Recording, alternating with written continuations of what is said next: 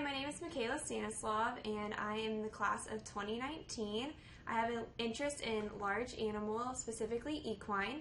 I got started with a career in veterinary medicine. My interest started when I was a sophomore in college. I switched my major to animal science, and they really encouraged us that if we thought a career in veterinary medicine was what we wanted to do, that we needed to shadow at some clinics. So once I decided that I wanted to start shadowing, I shadowed at my first clinic, and it was a small animal clinic, and I really loved it. So from then on, I decided, okay, let me try a few more clinics, and then after that, that's when I decided veterinary medicine was what I really wanted to do. So my interest in large, preferably horses, started when I took a study abroad trip to Scotland this past summer.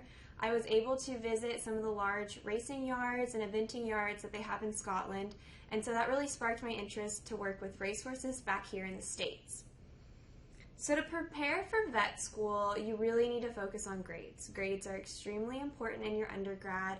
It's one of the main components that they look at, and you really need to start off strong. So when you're taking those political science classes and your art electives, those classes really count. So you need to try and get a good grade in those classes, and then also in your science classes.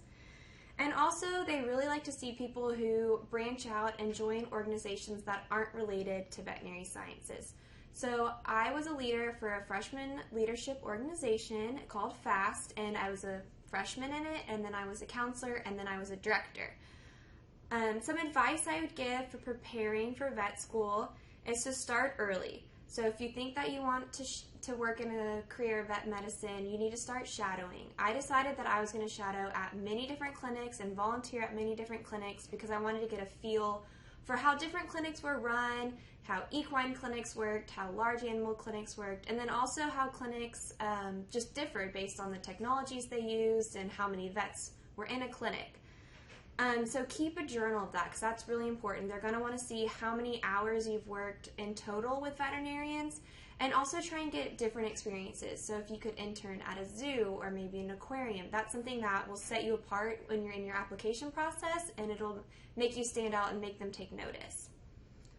So studying, I've heard, is a really big part of vet school, so time management is huge. So my advice would be that you need to find out how you study. Some people study well in groups, some people like it to be completely silent, some people just like to be on their own, like to be at home or in the library.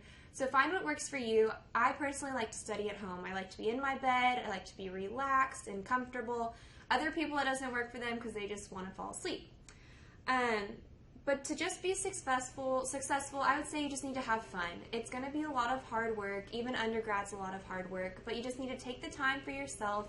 Find a hobby if you like to play sports, if you like to paint. Find something that really just makes you de-stress and gives you that time for yourself, and then you can go back to studying. So that's all I have for you.